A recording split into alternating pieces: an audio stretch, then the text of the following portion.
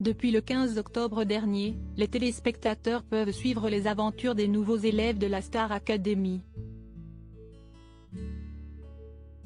Ils sont 13 à avoir investi le château de Damary-les-Lys il y a maintenant 3 semaines après avoir été présentés au public lors du premier prime sur TF1.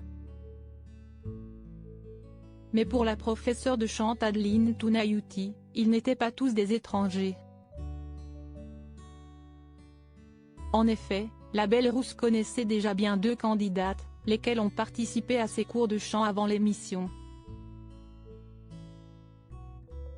Il y a d'abord Léa, comme l'avait reconnu Adeline Tounayouti en direct. Je la connais. Elle était sur les bancs de mon école et je suis très surprise de la retrouver ici aujourd'hui. Un jour, je me rappelle, je t'avais dit de t'accrocher et que tu irais dans les étoiles et là tu es avec toutes les autres étoiles ce soir, avait-elle déclaré.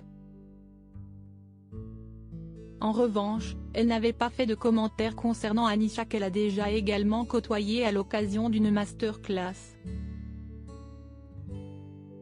Des liens qui avaient fait dire aux internautes que les 2 jeunes chanteuses avaient été pistonnées pour intégrer l'aventure Star Academy. Face à ces allégations, Adeline Tounayouti a réagi lors d'une interview pour Gala parue ce mercredi 9 novembre, démentant tout favoritisme.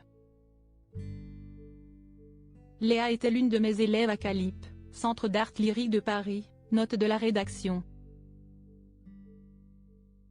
Quant à Anisha, nous faisons régulièrement des masterclass avec des grands noms du métier, elle a participé à l'une d'entre elles.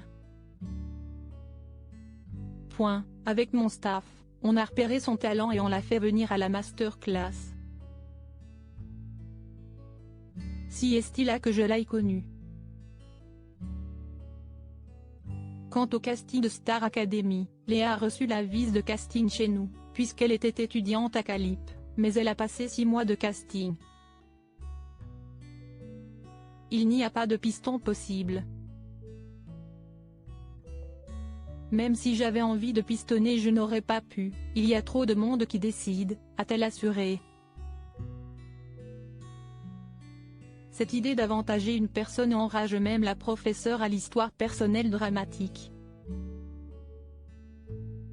Et pour cause, elle en a elle-même fait les frais dans le passé.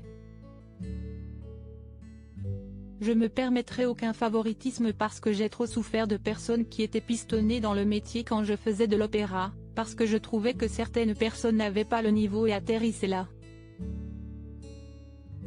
C'était bien pour elles, mais c'était difficile pour moi qui venais de la campagne et ne connaissais personne. Je ne me permettrai pas de faire ça avec les élèves.